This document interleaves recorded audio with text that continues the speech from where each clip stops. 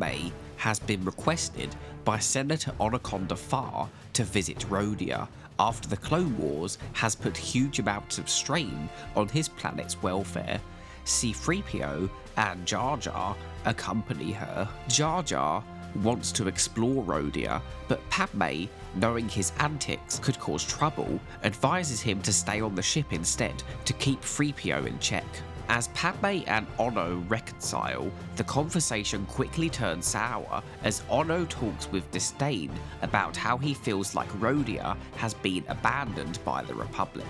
Padme tries to reassure him that his planet will get supplies in time, but Ono reveals that his desperation has led him to already seek alternative sources to provide aid to his people. Ono has been in contact with Nute Gunray of the Trade Federation, who has promised his people not only food, but also ships and protection as well. This disgusts Padme. Padme protests that Gunray will just bring war to Rhodia, as he did with Naboo, before she is surrounded by battle droids. As C-3PO and Jar Jar have ventured out of the ship, battle droids enter the hangar.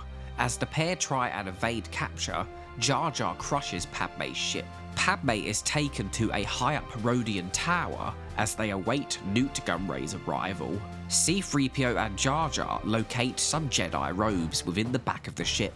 Jar Jar uses this as a disguise. As Gunray arrives, C-3PO and Jar Jar discern that Padme is being kept prisoner. Droids mistake Jar Jar for a Jedi, causing a frenzy where Jar Jar escapes into the water below the city, while C-3PO gets taken to be dismantled. Padme fakes being rescued by the Jedi to trick the battle droids to let their guard down, which allows her to escape. Padme frees 3PO from his droid escort and gets an update on the situation with Jar Jar. Padme decides to use this situation to capture Gunray. Nute Gunray reveals his deception when he withholds his end of the deal with Ono until he can be assured of Padme's execution before he is informed that she has escaped the tower. Jar Jar, assuming Padme is still captured, climbs the tower but is noticed by battle droids. As he falls back down to the surface, Padme arrives and tries to assist him. Before he notices her, however, he decides to go back into the water, with the droids putting thermal detonators within to try and defeat him. Padme assumes that Jar Jar has been killed as Gunray and his droid forces approach her. 3PO, in the meantime, has tricked some battle droids and is able to call the clones for help. Jar Jar reveals himself to be alive, and with the help of Quazzle Moore, he is able to gain an upper hand against Nute Gunray and his droids. As a three-way standoff between Gunray, Padme, and Ono occurs, Padme reveals that her and Ono have utilised the unfortunate situation of Rhodia's suffering to lure Gunray into a trap to arrest him for his many crimes. As Republic forces arrive, Palpatine contacts Ono by hologram, stating he will send aid to Rhodia. Nute Gunray is brought to the Republic Venator, Tranquility, by Jedi Master Luminara Unduli and Padawan Ahsoka Tano in preparation to be transported to Coruscant. Senate commandos are present on the Venator as extra security. Dooku has tasked Ventress to either retrieve Gunray or make sure he is unable to talk. As Luminara and Ahsoka interrogate Gunray, Ahsoka gets impatient and threatens Gunray with her lightsaber. Luminara reprimands her just as the Venator rocks from what seems to be an explosion. Droid fighters escorting a bunch of boarding ships have arrived. Gree orders his Green Company clone force to prepare for the upcoming attack. As super battle droids bombard the hangar and breach the hull, Luminara orders Ahsoka to stay behind and guard Gunray, while her and Gree go and investigate the attack. After the hangar firefight has died down, Ventress sneaks out of one of the boarding ships. Noticing a surviving clone, she quickly lunges at him with her lightsabers before he can report her presence. She takes his comlink to use to her advantage. Ventress plants a bunch of thermal detonators within the Tranquility's reactor room before she makes her way via ventilation shaft to Gunray's location. Ahsoka and Ventress have a brief duel before Ventress gains the upper hand, frees Gunray, and locks Ahsoka in his cell. Luminara appears and unlocks the cell with the Force. She engages into a duel with Ventress alongside Ahsoka. Being outnumbered, Ventress pretends to surrender before she sets off the thermal detonators she planted earlier. This causes the ship to stutter, giving her the perfect opportunity to flee. Luminara decides to pursue Ventress alone. The leader of the Senate Commandos, Captain Argaius, manipulates Ahsoka into giving into her emotions to go and help Luminara. As Ventress gains the upper hand in her duel with Luminara, Ahsoka enters the room and force pushes Ventress into one of the pipes that Ventress had cut down earlier. Ventress decides to distract the two Jedi, at the same time alerting Argaius via comlink, who quickly dispatches of the other Senate commandos. Argaius lets Gunray out of the cell, using him as a protective shield against Gree's blaster bolts, revealing Dooku is paying him to deliver Gunray. He taunts Gree, stating he'd never understand what wanting a life is like due to being a clone. Gree seems to get the upper hand, but doesn't notice Gunray behind him, who knocks him out. Argaius notifies Ventress, who herself flees, having delayed the Jedi for long enough. Gunray and Argaius steal the Republic frigate that was used to transport Gunray to the Tranquility in the first place. Ventress commandeers an escape pod and joins them, as Ahsoka and Luminara watch from inside. As Ventress enters the cockpit, Argaius gloats how important his involvement was, but Ventress has the last laugh when she fatally impales him with her lightsaber. Ahsoka and Luminara report to Anakin and Yoda. Yoda laments that there are enemies all around them. However, due to the usage of the Republic frigate, they are able to track its location, with the job being passed over to Kit Fisto. Kit Fisto has tracked the Republic frigate to the Phasek system. Luminara and Ahsoka inform him that his former Padawan, Nadar Veb, has already landed on the surface of the planet. Kit meets up with Nadar, accompanied by a squad of clones. Nadar parts the fog, revealing a huge door inside of a cliff face. Kit prevents both Nadar and the clones from causing too much damage by reminding them to look closer before making any rash decisions, with him finding a pushable button within the door that opens it. As they hear Gunray's voice coming from a room, they notice a bunch of battle droids standing in front of a chair, only to be revealed that Gunray is in fact a hologram, with him proclaiming they have been led to their doom. Kit and Nadar deduce that they have been lured into a trap where they are the bait for someone else. They venture throughout the lair to figure out who it is.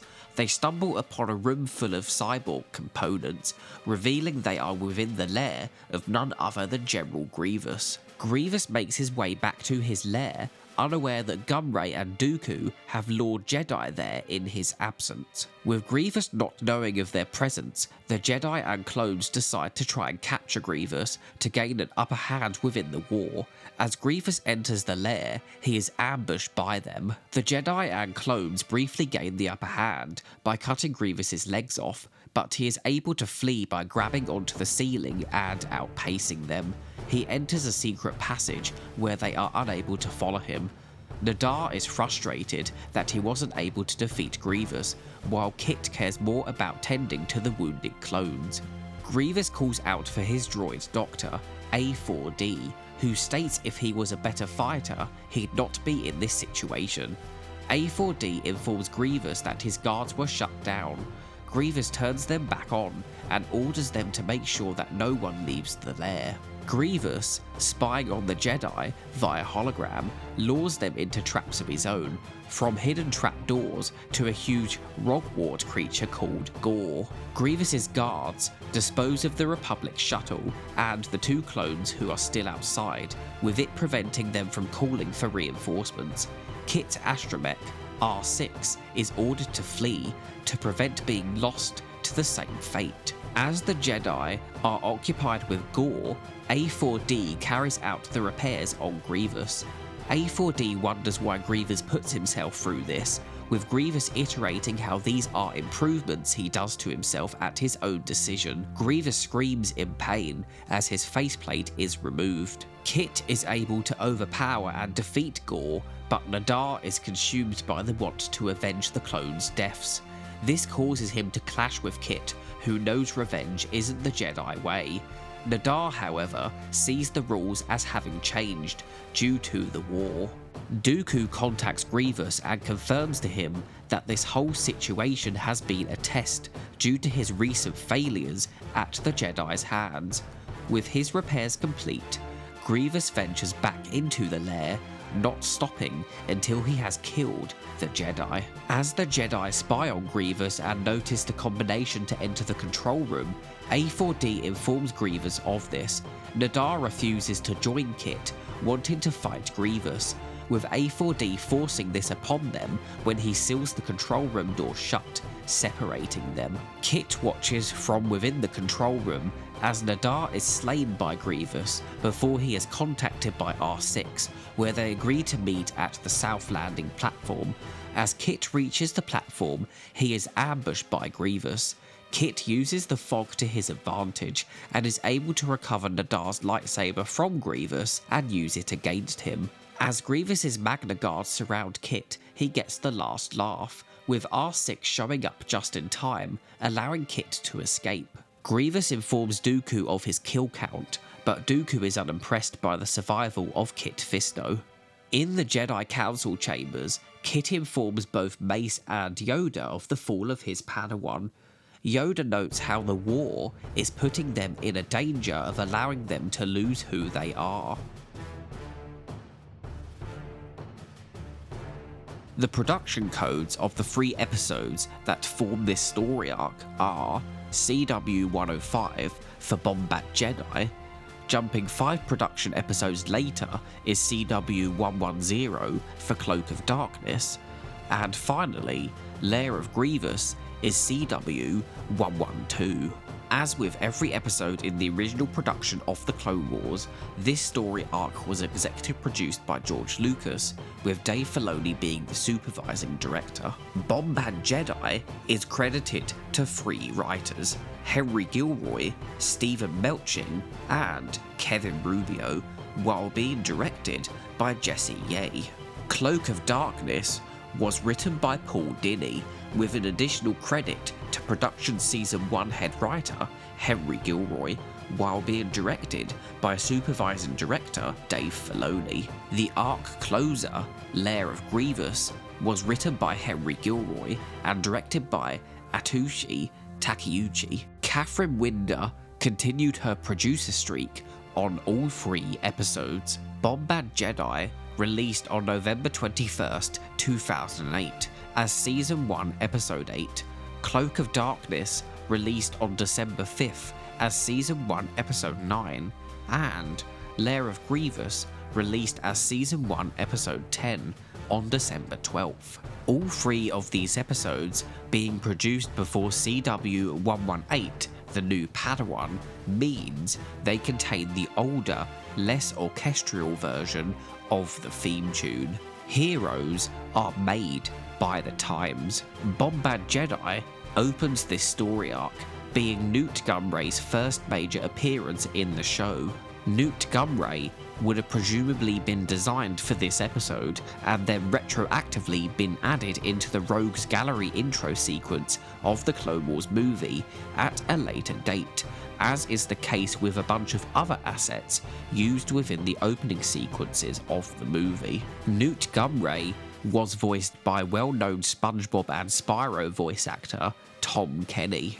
Several episodes produced before this one have clips featured within its newsreel, including CW102 Downfall of a Droid and CW104 Castle of Salvation. Bombad Jedi is the only Season 1 episode to feature Ahmed Best in the role of Jar Jar, with him being absent for the next 3 vocal performances of the character, though he would return for supply lines, as well as all subsequent Jar Jar appearances post that episode.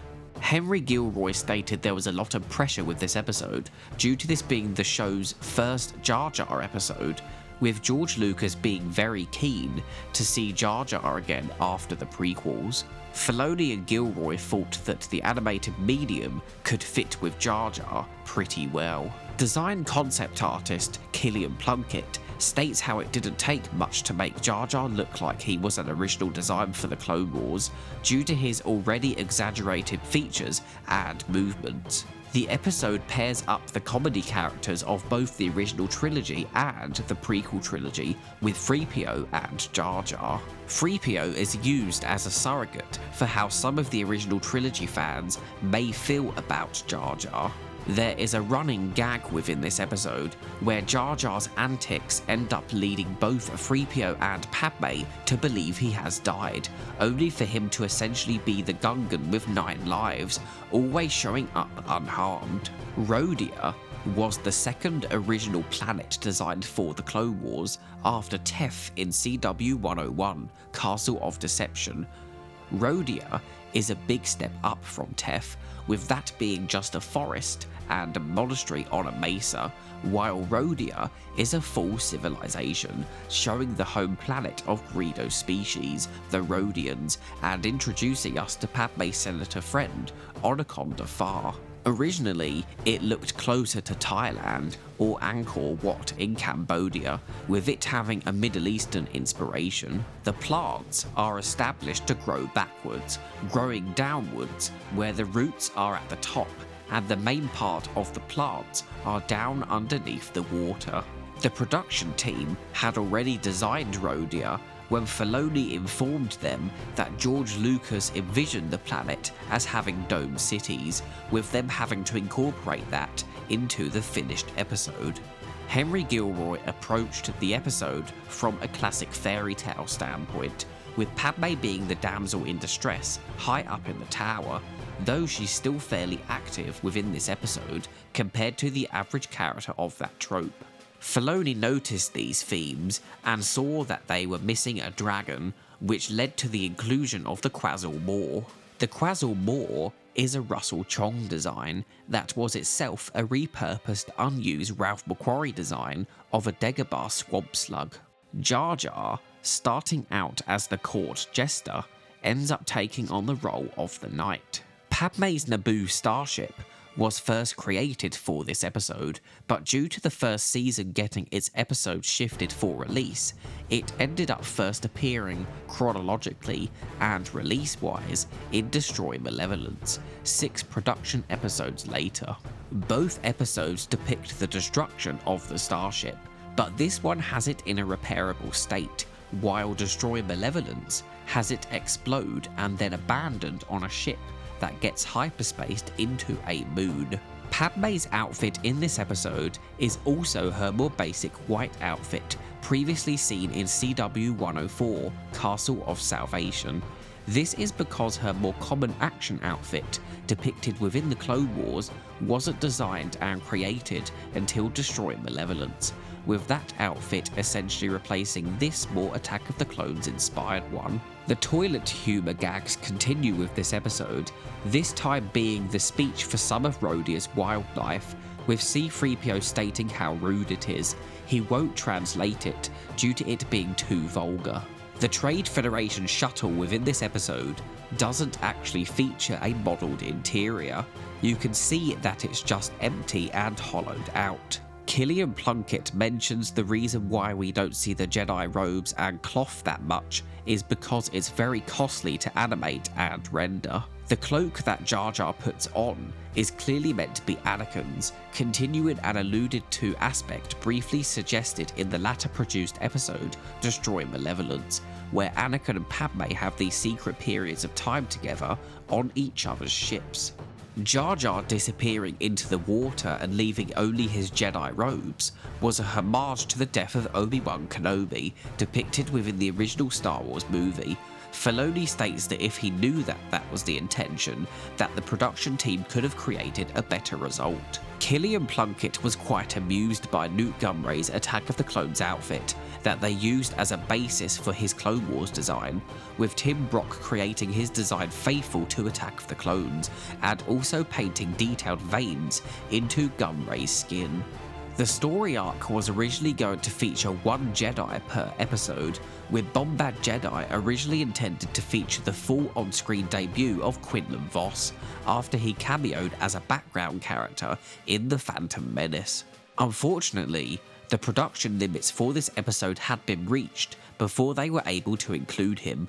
Quinlan Vos was to have been the source of Jar Jar's seemingly Jedi-like antics, being undercover himself. In the final episode, Anaconda refers to Jar Jar as Master Bombad out of nowhere, but there was dialogue cut from the episode that would have established Jar Jar using that as his pseudo-Jedi Master title. Ignore your instincts at your peril. Production-wise, Cloak of Darkness is sandwiched between the second and third Malevolence arc episodes. The episode marks the debut of Luminara as a full character. Luminara's outfit had to be tweaked to fit with the Clone Wars' early production limitations, with Fang Lee designing it to be much simpler, reducing the amount of cloth layers but still making it recognisable. During the creation of the episode's early 3D storyboarding, the production team used Padme's model as a placeholder for Luminara. One sequence she looks completely like Padme, and the other depicts Padme with Luminara's headwear and with a green lightsaber. Luminara doesn't expect Ahsoka to be so volatile against Nute Gunray, with Ahsoka clearly having picked up on some of Anakin's less than stellar traits. She has to guide Ahsoka against using terror as a weapon. Luminara's lightsaber, due to asset limitations, isn't actually her hilt design, but Plo Koon's instead. While her design is similar to Plo's, it is gold-plated. The production team knew this wasn't correct, but they didn't have the time to implement it into the episode. However, this was corrected for future appearances. The design of the Venator's prison area is very reminiscent of the Death Stars, reminding us how the Republic designs will eventually evolve into Imperial ones. The Pod Hunters from Rising Malevolence return in this episode and are depicted with a new function of acting as boarding craft. The production team would nickname them Juicers. Asajj Ventress referring to Ahsoka as Skywalker's pet is a callback to a removed sequence from Castle of Deception, where Anakin and Ventress have a brief vocal interaction before they all fall into the Teth Monastery's Rancor pit. This reference being kept within Cloak of Darkness suggests that the removed Rancor pit sequence is still counted as having happened from an in-universe narrative, with it being the first time that Ventress and Ahsoka encountered each other. From a production standpoint, it's clear that this reference was created with that earlier sequence being kept in mind, back when Castle of Deception was planned to be one of the first few episodes of the series before it became the second section of the Clone Wars movie. Filoni, on the behind-the-scenes featurette, states how Ahsoka and Ventress have a lot in common. This is something we in hindsight know was further expanded on within Season 5 and would have also continued to be utilised in the unproduced Season 8 Saving Vos arc, when Ahsoka convinces Ventress to help the Jedi rescue Quinlan Vos. A line of dialogue was removed from the final cut of Cloak of Darkness that had Ventress state to Ahsoka that she should stand down and she'll give her a cookie.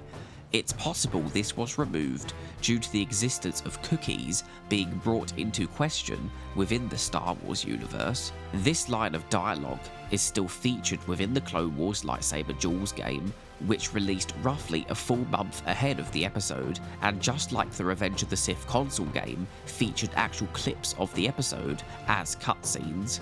The battle between Ventress and Luminara was linked to a samurai versus a ninja. Cloak of Darkness gives us a look at Clone Commander Gree as an individual loyal to the Republic and Jedi before he would ultimately be killed by Yoda during Order 66. We also get a look at another Clone Legion after the 501st and the Wolfpack, this being Luminara's Green Company, though most of them would be slaughtered by the episode's end. Cloak of Darkness also continues the Clone Wars' use of guest voice actors. This time, the role of Captain Pharaoh Argaius was given to James Masters, of Buffy the Vampire Slayer and Torchwood fame. This episode depicts the first time we'd see the Senate Commandos, who share a similar design to the standard clone trooper, except they are blue, have a different helmet design, and a Scarab's shoulder pauldron. No doubt the Senate Guard with their cloaks would have been too costly to animate at this point in production, with asset limitations requiring that the production team reuse the existing clone models as a base. They wanted to make a clear point that these were not clones, with them also not yet being ready to portray a clone traitor, something we know production-wise they would come to do in CW 201, The Hidden Enemy, which I've covered as part of the Battle of Christophsis story arc in a previous video. This was also a way to establish that not every single soldier in the Clone Wars were clones, with them being a holdover from the older time of the Republic, and who would eventually evolve into the Red Imperial Guard. The droid Treadwell being given the number designation 327 is a nod to multiple uses of that number designation throughout Star Wars. The Death Star's Hangar Bay 327, Cloud City Platform Bay 327, and the Nubian J-Type 327 Naboo starship. Most powerful is he who controls his own power. Despite the Clone Wars usually doing all of its storyboards via the previous story reel format, the individual storyboard artists could still do traditional storyboards as an addition to this. Director Atsushi Takeuchi did this for Lair of Grievous, with some of these being shared on the Clone Wars Season 1 Blu-ray release, complete with Japanese text for each of the cells. Takeuchi also designed a bunch of stuff for the animated series, including the B1 and B2 battle droid and the original Twilight design. The Republic landing craft that was created for this episode was retroactively included in an additional sequence added to the start of CW 101, Castle of Deception, when that episode became part of the Clone Wars movie. Despite there already being expanded universe stories going into Grievous's backstory, Filoni and the production team asked George Lucas directly what he thought about it, with Lucas stating how Grievous wanted to be a Jedi but couldn't due to lacking Force sensitivity, thus why he has modified his body via cybernetics. Lair of Grievous is a notable episode in regards to not aligning up with the expanded universe, with Dave Filoni stating that it's ultimately up to the viewer's preference on what backstory they prefer.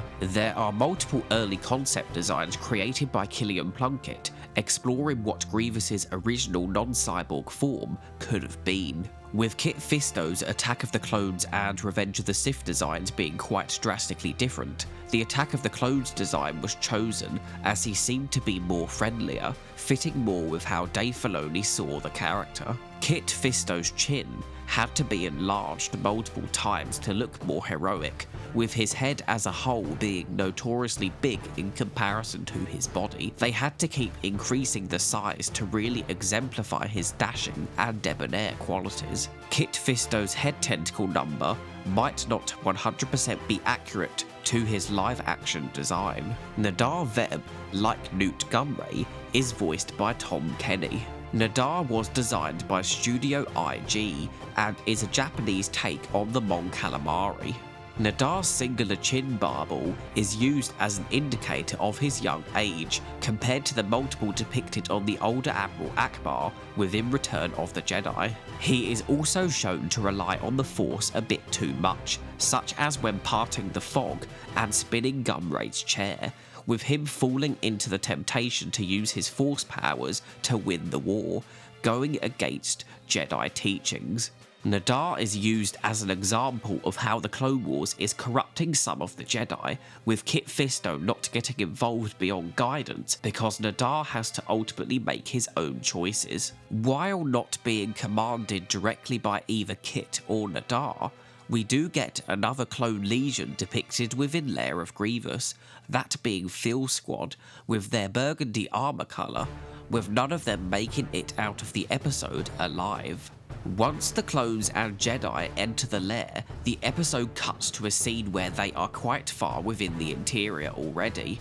Another cut is also present between the trapdoor sequence and the entrance of Gore. David Accord's A4D vocal patterns are inspired by the speech patterns of Paul Lind. Filoni wanted to have David Accord share a scene with Matthew Wood, hence why he voices A4D. A4D is the only droid that is able to get away with giving Grievous some shade. Despite A4D seemingly being killed, Filoni does mention in the episode featurette that Grievous could have salvaged his head, considering it's not unlike droids to survive being dismantled. A4D would complain that he's constantly put Grievous back together, so why doesn't he return the favour, with Grievous preferring him this way so he can keep him in check. The Magna Guards seem to be partially responsible for the noise that is associated with their electro staff. General Grievous has the same type of holocams within his lair as Jabba the Hutt has within his palace. The script for Lair of Grievous identifies the owner of the lightsaber that Kit Fisto examines, that being Jedi Master Nebo, who went missing defending refugees on the moons of Sanjin. This is the first episode of the Clone Wars to directly feature the Jedi Council Chamber. The scene itself seems to have that older, more saturated colour grading that the earlier produced episodes have, despite this being the 12th overall episode produced. This could suggest that they did go back and tweak these episodes, but ultimately missed this final sequence before signing the episode off. Oddly, this is one of the 6 episodes to contain the old iteration of the end credits theme that predates the Clone Wars movie. Bombad Jedi features Palpatine pretending to care about Padme, suggesting that she should have gone to Rhodia with a clone escort. Compare that to Destroy Malevolence, where he puts her directly into the firing line. I feel bad for Jar Jar at the start of the episode because he only wants to help Padme and his antics don't come from a place of malice. I enjoy how we get a bit more exploration into Padme's past within this episode, establishing how she has friends in different places. Padme calling Ono uncle shows that they have a close bond, as if they are family. There's a neat little wholesome moment where Jar Jar wipes off the fruit residue from 3PO and smiles. I really enjoy the ending of Bombad Jedi, where Padme and Ono flip the script to trap Nute Gunray and get him arrested for his crimes. You can tell that Padme has personal beef with Gunray, considering his Trade Federation blockade and takeover of her planet 10 years prior, something she won't forget anytime soon. While Padme is initially used as the damsel in distress trope within this episode, she ends up saving herself by utilising her knowledge of standard battle droids not being that intelligent, something which, as the show goes on, leads to the creation of the tactical and super tactical droids. Bombad Jedi gives us our first of many looks in the show of how the Clone Wars is affecting the needs of individual planets, with some of them having to resort to making deals with shady organisations profiting off of the war because they feel abandoned by the Republic. Even though this instance it is used as a ploy to capture Nute Gunray, it is still a valid issue for Rhodia that other planets throughout the Clone Wars would also be facing. It's nice to see that 3PO does somewhat care for Jar Jar, when he assumes that Jar Jar has been killed, because it would have been so easy for them to have written him as someone who feels annoyed by Jar Jar's presence. While re-watching this episode, I did notice that some shots seemed to be a little too zoomed in, with them cutting off part of the character's physical reaction. The Rodian Tower prison interior closely resembles the interior of a TARDIS from Doctor Who, with the control panels in the middle looking a lot like a TARDIS interior control console. I wonder why Rhodia has a dismantling droid center. The bit where Padme is quick to guess that Jar Jar is the one who destroyed the ship is always funny. The lighting in the courtyard scenes is interesting to pay attention to, as I think it does a good job at conveying the passage of time within the episode. There is a mirrored element in the episode where Jar Jar is in the back of two shots. First at the start of the episode, during the hologram sequence where he is behind 3PO, and then at the end of the episode, during the freeway confrontation between Ono, Padme and Gunray. Both times, he is very expressive and a joy to watch. While the episode could have just had Rhodia's need of aid be part of the ruse, I think it's better to actually depict that part as being truthful, to show how the Republic is neglecting systems due to the war, with their issues only becoming important to Palpatine once he knows that the Separatists tried to get to them first. It shows how Palpatine's Republic is preferable to the war machine and only cares about things that can aid them within the war. I wonder what Anakin thought about this situation on Rhodia when Padme no doubt informed him after the fact. I feel like, unlike Padme, he'd have found it very difficult to forgive Ono. This being a very big difference between the two makes you think, if the roles were switched, Padme was a Jedi and Anakin was a senator, would she have fallen like he did? I love how wholesome Jar Jar is in this episode. He is very loyal to Padme. Overall, Bombad Jedi, despite having a dark theme of a planet in starvation, is generally a nice light-hearted episode that is a good focus on Jar Jar after he was mostly sidelined post The Phantom Menace. I feel it is a tad bit underrated, with its character moments being very interesting and entertaining. It's an episode that we could all do with when we need something to lighten the mood a bit, something Jar Jar is always good at bringing out. Cloak of Darkness is my favourite episode from Season 1, featuring Ventress get a rare victory, showing us that she is a serious threat despite most of the time having that necessary plot device of losing to the protagonists of a story she features in. This is probably the reason why she appeared in a limited capacity throughout her episodes as Dooku's assassin.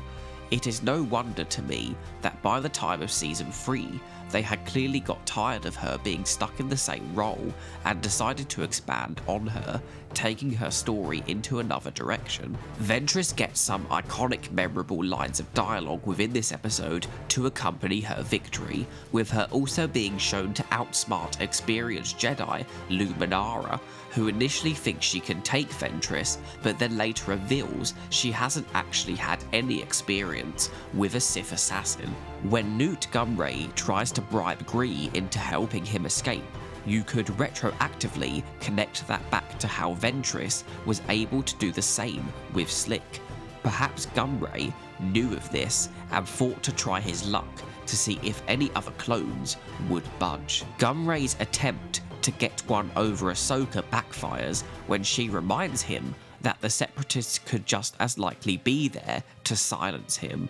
The Ahsoka-isms continue to be entertaining, with her getting jabs at Ventress, such as calling her a hairless harpy and a bog witch. It is also amusing to watch Ventress absolutely lose it when Luminara calls her fighting style a sloppy, unrefined version of Count Dooku's, once again making me really appreciate not just the vocal performances within these episodes, but the facial expressions of the characters too. It really makes me wish the missing Doctor Who episode animations could have the budget these Clone Wars episodes did, because there's a lot in them that could leverage from this level of character animation. I can't help but enjoy how much of a hypocrite Nute Gunray is in this episode. He'll side with anyone as long as it benefits him, instantly going from Argaius to Ventress. Argaius is used here to show how the Clone Wars isn't just black and white. It's not just Republic good, Separatists evil, it's more grey than that. Argaius will betray the Republic just to get an upper hand for himself, which leads to his own death, because while he felt like the Republic didn't care about him individually, he was yet to realise that the Separatists care just as little. It reminds me of the heroes on both sides quote, though in this case, it's villains being on both sides. Despite Luminara's initial protests to Ahsoka's way of doing things, we do see her still thankful for Ahsoka's assistance come the end of the episode, showing that she's not completely tunnel-visioned in her way of doing things. Lair of Grievous features my favourite background Jedi, Kit Fisto, gets some much needed time in the spotlight. From learning that he has a Padawan, to seeing Kit's ability to stay guided with the Jedi teachings that his Padawan unfortunately fails at. It's a nice contrast that we had Luminara in Cloak of Darkness, who's got a more neutral demeanour, before we get the more upbeat Kit Fisto in Lair of Grievous. I feel like there would have been some symmetry between the arc starting with Quinlan Vos and ending with Kit Fisto had Vos had the same personality he does within his eventual Season 3 episode. I've never noticed how Kit Fisto winks at Ahsoka within their brief hologram conversation before now. New Tillen, however, aren't supposed to have eyelids, but I can see them giving Kit ones here as a creative decision to convey his personality. Nadar Veb is an interesting look at how the Clone Wars is corrupting some Jedi and separating Padawans from their masters, making them impatient and using their Force powers as a quick fix. No doubt a part of Palpatine's grand plan to slowly drive a wedge within the Jedi Order's relationships, not just with each other, but with the people of the Republic too. This would also make way for the fallen Jedi to become his inquisitorious minions. In a way, Kit Fisto would feel somewhat guilty for not being able to see Nadar's training through to the end, cause maybe he'd have been able to keep Nadar off of the quick and easy path that led to his death at Grievous's hand. His ability to smile at Grievous after Nadar's murder subtly shows how strong his dedication to the teachings of the Jedi are. He's not going to let emotions consume him and fall down the same path that led to his Padawan's death. It's nice to get an episode that reveals some of Grievous's backstory that aligns up with how George Lucas saw the character. Sure, his version of Grievous isn't everyone's cup of tea because of the different portrayals Grievous had in the expanded universe, but we have to remember that different authors have different interpretations on things, plus Clone Wars 2003 did not have a finalised Revenge of the Sith Grievous to work from. The production team getting to do a big creature sequence with the Rogwart allowed them to utilise the effort they spent on making the deleted Rancor pit sequence from CW101, Castle of Deception, and improve upon it. Grievous's reaction to the death of Gore seems to show that perhaps Gore was the one thing he actually cared about. It feels like the Jedi killed his dog or something. The theming of this episode, showing how the war is causing people to lose who they once were, connects back to Cloak of Darkness, which had a similar corrupting influence shown with Captain Argaius, as well as with Bombad Jedi, showing someone who has been a strong ally of the Republic falter due to the war. Sure, it's a shame that the effort Padme went to capture Gunray is all for naught in the end, but that's not really a fault on this story arc. It's more so because he has to not be in Republic custody by Revenge of the Sith, and I think it's better we see within this story how he escaped, compared to other Separatist leaders within the show that just either escape off screen, or whose escape was covered in an unfinished Clone Wars arc that for one reason or another, Lucasfilm seemed to have no interest in wanting to tell or release in any form. Overall, this story arc as a whole is very enjoyable. Whether you're interested in the more political focus of the first episode that's mixed with some wholesome Jar Jar antics, The examples of how the war is causing people to lose their way, or getting a closer focus on lesser focal Jedi like Luminara or Kit Fisto. Having rewatched it for this video, I feel like it has the potential to be one of, if not my favourite story arc of the show's first season. There's multiple things to enjoy in these episodes if you give them the time and focus they deserve. I now have an active channel membership available. This will grant you exclusive perks like emojis in the comments, usernames listed in my outros, and updates to what's coming next posted exclusively for members in the community tab. But the best feature is you get 5 days early access to new videos, and you will be supporting me at the same time. To find out more, you can click the join button on my channel page. Thank you to anyone who considers becoming a channel member. Thank you for watching. Please see the video description below for interesting links, sources, and credits. My current goal is to reach 1,000 subscribers, so if you enjoyed, please like, subscribe, and comment. Until the next time, goodbye.